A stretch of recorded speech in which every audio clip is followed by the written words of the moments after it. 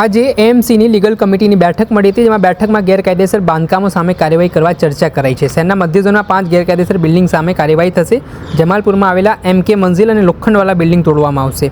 MCA કાયદાકીય કાર્યવાહી પૂર્ણ કરી એમસીએ ગેરકાયદેસર બાંધકામો તોડવા બંદોબસ્ત માંગ્યો હતો. પોલીસે બંદોબસ્ત ન મળતા તોડવાની કાર્યવાહી કરાઈ નહોતી. ફરીથી પોલીસ બંદોબસ્ત માંગીને ગેરકાયદેસર બાંધકામો દૂર કરવામાં આવશે. ગેરકાયદેમાં Ankur tower, Momin plaza, Sana building સામે કાયદાકીય કાર્યવાહી ઝડપથી પૂર્ણ કરવાનો આદેશ કરવામાં આવ્યો છે. ખાડિયાના ગમતારના સર્વે નંબર 3053, 3054, 3055, 3056 પટવા શેરીમાં ગ્રાઉન્ડ+3 માળનું ગેરકાયદેસર બાંધકામ સામે કાર્યવાહી કરાશે. આ બાંધકામ ચાલુ હતું ત્યારે જ એમસીએ ચાલુ બાંધકામ સીલ કર્યું હતું. સીલ તોડીને બાંધકામ પૂર્ણ કરી ઉપયોગ શરૂ કરી દેવાશે. આ બાબતે હાઈકોર્ટે સ્ટેટસ કો રાખવા આદેશ કર્યો હતો. આ મામલે શું કહી રહ્યા છે લીગલ કમિટીના ચેરમેન પ્રકાશ ગુર્જર, તે સાંભળી લો. અમારી ગત લીગલ કમિટીની અંદર રજૂઆત મુજબ જમાલપુરની અંદર આવેલ MK મંઝિલ અને લોખંડવાલા બિલ્ડિંગની બાબતમાં એક પિટિશનર દ્વારા અરજી કરવામાં આવી હતી નામદાર હાઈકોર્ટની અંદર, જેની અંદર દાદ માંગવામાં આવી હતી કે આ બંને જે મકાનો છે, બિલ્ડિંગ્સ છે, 7 માળના બિલ્ડિંગ્સ છે, ગેરકાયદેસર બિલ્ડિંગ્સ છે. કોર્પોરેશને અગાઉ પણ ત્યાં નોટિસ આપવાની જે તમામ કાર્યવાહી છે તે પૂર્ણ કરેલ છે અને એ અરજદાર મુજબ એ બંને બિલ્ડિંગો ગેરકાયદેસર છે, સાથે સાથે જર્જરિત પણ છે. એટલે એ પડી જાય એવા એ પ્રકારનો ભય પણ એમને પિટિશનની અંદર દર્શાવ્યો છે અને સાથે સાથે આ બંને બિલ્ડિંગ્સની પાસે એક સ્કૂલ એટલે કે શાળા પણ આવેલી છે. એ તમામ બાબતોને ધ્યાનમાં રાખીને અમે ગત કમિટીની અંદર આ બંને બિલ્ડિંગ્સ બાબતમાં કાયદાકીય કાર્યવાહી પૂર્ણ કરી લે અને આ ગેરકાયદેસર બાંધકામ દૂર કરવા માટેની રજૂઆત કરેલ હતી.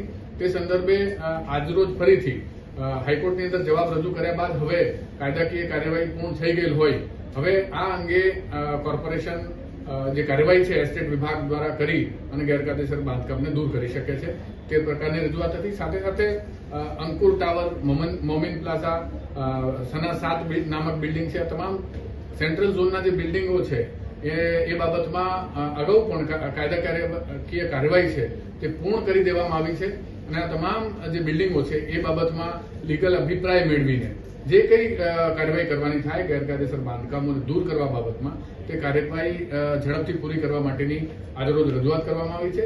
સાથે સાથે ખાડિયાના એક ગામતળના સર્વે નંબરો છે 3053, 54, 55 અને 56, જેની અંદર ગ્રાઉન્ડ+3 નું એક બાંધકામ છે જે બાંધકામ કરી દેવામાં આવ્યું હતું. એ સંદર્ભે 2023ની અંદર નામદાર ગુજરાત હાઈકોર્ટની અંદર એક અરજદાર હબીબભાઈ કાસમભાઈએ હાઈકોર્ટ મ્યુનિસિપલ કોર્પોરેશનની વિરુદ્ધમાં એક અરજી કરેલ હતી, જેની અંદર એમની રજૂઆત હતી કે આ જે બિલ્ડિંગ છે એ બિલ્ડિંગના BPSP વિભાગની અંદર પ્લાન મંજૂર કરાવવા માટેની અરજી કરેલ હોવાથી સ્ટેટસ કો મેળવવાનો એમણે પ્રયાસ કર્યો હતો. નામદાર હાઈકોર્ટે સ્ટેટસ કો ગ્રાન્ટ પણ કર્યો છે, પરંતુ એ પ્લાનને મંજૂર કરવા માટે થઈને સ્ટેટસ કો ગ્રાન્ટ થયો હતો. ઉલ્લેખનીય છે કે આ જગ્યાની અંદર અગાઉ 2022ની અંદર જયારે બાંધકામ હયાત બાંધકામ ચાલુ હતું તે સમયે મ્યુનિસિપલ કોર્પોરેશનના એસ્ટેટ વિભાગ દ્વારા ત્વરિત તમામ નોટિસીસ આપવાની કાર્યવાહી પૂર્ણ કરી બિલ્ડિંગને સીલ પણ કરવામાં આવ્યું હતું, એટલે કે ચાલુ બાંધકામ સીલ કરવામાં આવ્યું હતું. ત્યારબાદ પણ એ બાંધકામ છે એને પૂર્ણ કરી દેવામાં આવ્યું, એ સીલને તોડી દેવામાં આવી અને નામદાર હાઈકોર્ટના સ્ટેટસ કો આપ્યા પછી એ બિલ્ડિંગની અંદર વપરાશ પણ શરૂ કરી દેવામાં આવ્યો છે.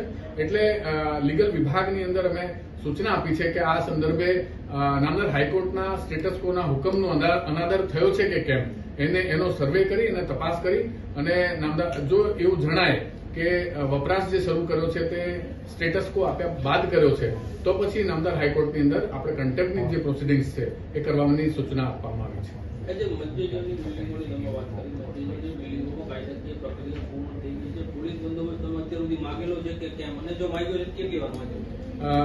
અમે જ્યાં પણ જે બિલ્ડિંગમાં પણ કાયદાકીય કાર્યવાહી પૂર્ણ થઈ જાય એનો પોલીસ બંદોબસ્ત ઇમિડિયેટલી એસ્ટેટ વિભાગ દ્વારા માંગવામાં આવે છે લીગલ અભિપ્રાયના આધારે.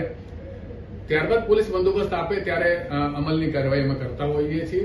આ તમામ બિલ્ડિંગોની અંદર અગાઉ પણ પોલીસ બંદોબસ્ત માંગેલ છે અને ફરી એકવાર હમણાં ચંડોલા જે તલાવ છે ત્યાં અમલ હતો, અકબરનગરના છાપરા બાપુનગર ખાતે અમલ હતો. એવા બધા અમલોના કારણે કદાચ એ કાર્યવાહી હજી બાકી રહી ગઈ હોય તો હવે એ જે કાર્યવાહી છે પોલીસ બંદોબસ્ત મેળવીને આ ગેરકાયદેસર બાંધકામો દૂર કરવાની જે કાર્યવાહી છે એ ત્વરિત શરૂ કરી શકાય અને પૂર્ણ પણ કરી શકાય એના માટેની રજૂઆત પણ આજે કરવામાં આવી છે.